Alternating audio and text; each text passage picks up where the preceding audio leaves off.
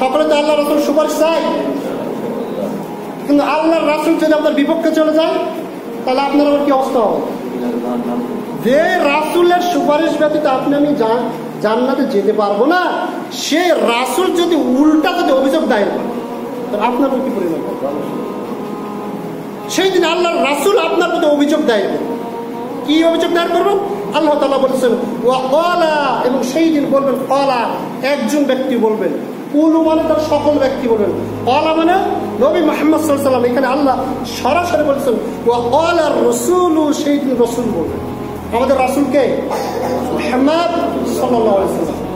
কাল কিয়ামতের দিন সেই দিন রাসূল বলবেন ইয়া রাব্বি, হে আমার রব, হে আমার রব, হে আমার রব, হে আমার লালন পালন করে আল্লাহ, আমি বলতেছি ইন্না কওমি, নিশ্চয় কওম মানে আমার জাতি, আমার উম্মত, এই জাতি, এই উম্মত আত্তাখাযু হাযাল কুরআন মাহজুরা, এই সম্প্রদায় তো সেই সম্প্রদায়, এই উম্মত তো সেই উম্মত, এটা উম্মতে মুহাম্মাদি দাবি করতেছে, মানে এ হচ্ছে আমার উম্মত, অথচ হাযাল কুরআন মাহজুরা, এ তো কোরআনকে পরিত্যাজ্য ব্যস্ত করেছে, পরিত্যাজ্য করেছে।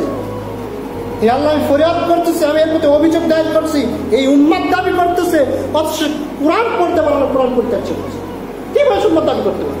সুতরাং সে আমার উম্মত নয়, সে আমার উম্মত নয়। আল্লাহর রাসূল যদি বলে সে আমার উম্মত নয়, আর মুক্তির কোনো পথ আছে? আর হিসাব নিকাশের দরকার আছে?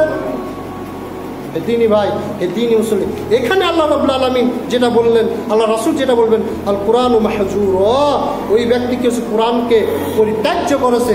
কোরআনকে পরিত্যাজ্য করা মানে ইবনে কাইয়িম রাহমাতুল্লাহ আলাইহি এই আয়াতের ব্যাখ্যায় বলছেন কোরআনকে পরিত্যাজ্য করা হয় পাঁচভাবে। কয়ভাবে? পাঁচভাবে। এক, কোরআন না শোনা। কোরআন কি? না শোনা। কোরআন না শোনা মানে ওই ব্যক্তি কোরআন পরিত্যাজ্য করেছে। ওই ব্যক্তির বিরুদ্ধে কাল কিয়ামতের দিন স্বয়ং আল্লাহর রাসূল অভিযোগ দেয়, এমন উম্মত হতেই পারে। কিভাবে উম্মত দাবি করে? এক, কোরআন না শোনা। দুই, কোরআন না পড়া। কোরআন না পড়া, আপনি যদি কোরআন যদি না জানেন, পড়তে পারবেন? তাহলে কোরআন শিখা ফরজ ছিল কি ছিল না? তার আপনি কোরআন শিখতে পারলেন না কেন? তাহলে আল্লাহ রাসূল আপনার পক্ষে থাকবেন না বিপক্ষে যাবেন? আজও সময় আছে, এখনো সময় আছে, দুনিয়া সব পড়তে পারবে, কোরআন পড়তে পারবে। নাজাত বা খুবই কঠিন, খুবই কঠিন। কি জন্য? আমরা জন্মগত থেকেই মুসলিম, জন্মগতভাবে আমাদের নবী মুহাম্মদ সাল্লাল্লাহু আলাইহি ওয়াসাল্লাম এরকম নয় 60 বছর পর মুহাম্মদ সাল্লাল্লাহু আলাইহি ওয়াসাল্লাম ঈমান আনতে হয়েছে। যে সমস্ত সাহাবায়ে-কেরাম 60 বছর 70 বছর পরে ঈমান এনেছেন, তারা এত কষ্ট করে কোরআন শিক্ষা গ্রহণ করছেন, এত কষ্ট করে তারা কোরআন পড়ছেন। আর আপনি আমি হচ্ছে জন্মগতভাবে মুহাম্মদ সাল্লাল্লাহু আলাইহি ওয়াসাল্লাম পড়ছেন, আর আপনি আমি যদি বলি আমি কোরআন পড়তে পারি না, হবে? কথা বলুন, হবে? আপনি জন্মগতভাবে বাংলাদেশি, আপনি যদি বলেন বাংলা ভাষা জানি না, তাহলে কি কি বলবে মানুষ? কি বলবে? পাগল।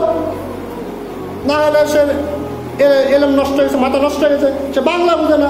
জন্মগতভাবে 60 বছর বাংলাদেশে আছে, অথচ পানি বুঝে না, ভাত বুঝে না, এগুলো বোঝে না। তাহলে আপনি জন্মগতভাবে মুসলমান, জন্মগতভাবে উম্মতে মুহাম্মাদির দাবি করেন, আর আপনি কোরআন জানেন না। নাজাত পাওয়া যাবে? আল্লাহর নিকটে ফরিয়াদ করে নাজাত পাওয়া যাবে? কখনোই পাওয়া যাবে। এরকম নয় যে আপনি কোরআনও পারেন না, আরো কিছু বুঝতে পারেন, এরকম তো না।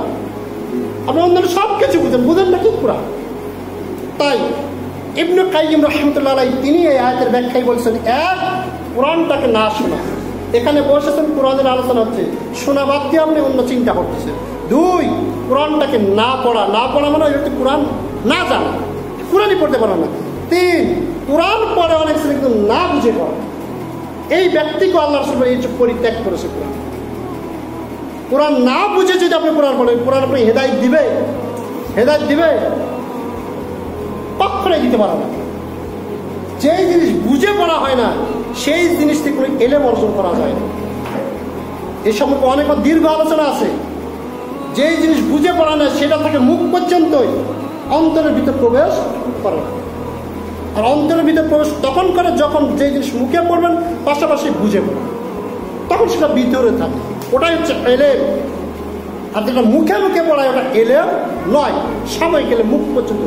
এদের ব্যাপারে আল্লাহ রাসূল বলছেন এরা হচ্ছে জাহান্নামের কুকুর, যাদের শুধু মুখ পর্যন্ত এলেম থাকে, কোরআন থাকে। খারেজি সম্পর্কে আলোচনায় বলা হয়েছে আলী রাদিয়াল্লাহু আনহুর জীবনীতে। যেদের কোরআন কণ্ঠনালীর নিচে যাবে, অথচ কোরআনের হাতে কণ্ঠনালীর নিচে যাবে না, এটা জাহান্নামের কুকুর। আল্লাহ রাসূল সাল্লাল্লাহু আলাইহি ওয়াসাল্লাম কোরআন বুঝে পড়ার জন্য এসেছে। কোরআন না বুঝে কেন আপনি পড়বেন? একটা পড়েন, বুঝে পড়েন, সেখান থেকে শিক্ষা গ্রহণ করেন, সে অনুযায়ী আমল করার চেষ্টা করেন। কোরআন তো এই জন্য এসেছে। সাহাবায়ে কেরাম একটা আয়াত জানতেন, জানার পরে তার মধ্যে আমল করতেন, তারপর আবার এসে রাসূল সাল্লাল্লাহু আলাইহি ওয়াসাল্লামকে বলতেন আল্লাহ আর একটা শিক্ষা দেন, আর একটা জানতেন, তারপরে আমল করতেন, তারপরে সে আমল করতেন, আল্লাহ সাল্লাল্লাহু আলাইহি ওয়াসাল্লাম শিক্ষা দেন। আর আমরা না জেনে কোরআনের হাতে কোনো মূল্য হবে না, কোনো মূল্য হবে না। তাই তিনি বলছেন না বুঝা এই ব্যক্তির ব্যাপারেও আল্লাহ সাল্লাল্লাহু আলাইহি ওয়াসাল্লাম অভিযোগ দায়ী করবেন। চার, এর বিধান মানা হতে বিরত থাকা। অনেকে কোরআন পড়তেও পারে, বুঝতেও পারে, কিন্তু এর বিধান মানে না। বয়সে কোরআন কি করছে? পরিত্যাগ করেছে, মানে বিধানটাকে কি করছে? লঙ্ঘন করছে, মানে পরিত্যাগ করেছে। আপনি কোরআনের বিধান অনুযায়ী বলতেছেন এই সুদের বিষয়ে আয়াত মানা যায়, এখন সুদ ছাড়া চলা যায় হুজুর, আপনাকে 10 টাকা ধার ছিল আপনি দেন না, কিস্তিতে গেলে এমনিতে দিয়ে দেন, কত টাকা নেবেন কিস্তি থেকে? আর এই 5 নম্বর বললেন অন্য আইন বা মতবাদকে কোরআনের উপর স্থান দেওয়া। অন্য আইন বা মতবাদকে কোরআনের উপরে স্থান দেওয়া, তার মানে ওই ব্যক্তি কোরআনটাকে পরিত্যাগ করছে। রাসূল মুহাম্মদ সাল্লাল্লাহু আলাইহি ওয়াসাল্লাম কাল কিয়ামতের দিন তার ব্যাপারে অভিযোগ দায়ের করবেন। আর আল্লাহ রাসূল মুহাম্মদ সাল্লাল্লাহু আলাইহি ওয়াসাল্লাম যার ব্যাপারে অভিযোগ দায়ের করবেন কাল কিয়ামতের দিন, কোনো কিছুতে কোনো আমল দিয়ে আর কাজ আসবে না। মনে আল্লাহ রাব্বুল আলামিন অন্য আয়াতে বলছেন মান আরাদা আন যিকরি, মান আর যে ব্যক্তি আরাজা মানে মুখ ফিরিয়ে নিবে, মুখটাকে ফিরিয়ে নিবে, কে আন যিকরি মানে আমার স্মরণ। জিকির বলতে কাকে বোঝানো হয়েছে? কোরআনকে। জিকির বলতে কোরআনকে। জিকির মানে হচ্ছে অনেক অর্থবহ শব্দ। জিক্রি আল্লাহ রাব্বুল আলামিন বলছেন মানে আরাজা আর যে ব্যক্তি মুখ ফিরে নিবে আন জিক্রি আমার স্মরণতে। আল্লাহর স্মরণ, মসজিদে এখানে এসেছেন তার স্মরণ করতে হবে। এই নামাজ হতে যে ব্যক্তি দূরে সরে যাবে, মুখটাকে ফিরিয়ে নেবে, কোরআন হতে মুখটাকে ফিরে নেবে।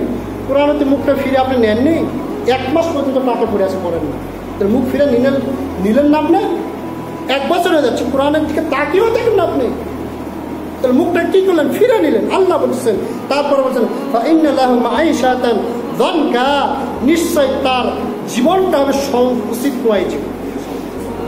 সংকুচিত করে দাও তার জীবন, মানে মাইনাস করে দাও তার জীবন, একবার সংকুচিত জীবন হবে।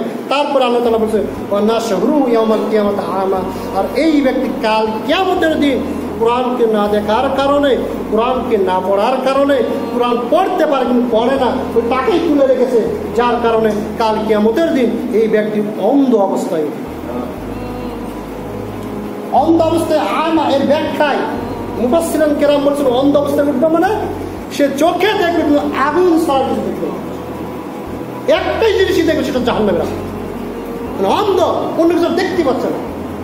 আমরা দেখেন না কোনো জিনিস তুই অন্ধ হচ্ছে, হ্যাঁ দেখতে পাচ্ছ বলি না, তার মানে ওই জিনিসই দেখে, আর কি সে দেখতে পাচ্ছে না, বা ওই পথ সে দেখতে পাচ্ছে না। তো ওই আগুন ছাড়া একটা ভালো জায়গায় আছে, তারপরে দেখছে আগুন আগুন আগুন, তাই সে অন্ধ অবস্থায় উঠবে মানে হয়তো বা একেবারে অন্ধ হতে পারে, হয়তো সে দেখতেছে কিন্তু আগুন ছাড়তে সে দেখতেছে। তাই আল্লাহ বলছে এই ব্যক্তির অপরাধ কি? সে আল্লাহর জিকির হতে মুখ ফিরে না। ইন্না নাহনু নাযালনা যিকরা ওয়া ইন্না লাহু লাহাফিজুন, আমি জিকিরটাকে নাজিল করেছি, কোরআনটাকে নাজিল করেছি। জিকির বলতে কোরআনকে বোঝানো হয়েছে। আপনি কি কোরআন থেকে মুখ ফিরে নেননি? একটু চিন্তা ভাবনা করে দেখুন তো। প্রত্যেকটা দিনের জন্য মোবাইল টিভি, প্রত্যেকটা দিনের জন্য সব কিছু আমরা করি, কিন্তু প্রত্যেকটা দিনের জন্য আমরা কোরআনের দিকে তাকিয়ে দেখেছি? প্রত্যেকটা সপ্তাহের জন্য কোরআনের দিকে তাকিয়ে দেখেছি? আমরা দিনেও কোরআন দেখিনি, রাতেও কোরআন দেখিনি, সপ্তাহ চলে গেল কোরআনের দিকে তাকিয়েও দেখিনি, মাস চলে গেল কোরআনের দিকে তাকিয়ে দেখিনি, বছর চলে গেল কোরআনের দিকে তাকিয়ে দেখিনি, 40 বছর অতিবাহিত হলো আজও কোরআনের দিকে তাকিয়ে। আল্লাহ রাব্বুল আলামিন বুঝান তৌফিক দান করুন। সবাই আল্লাহুম্মা আমিন।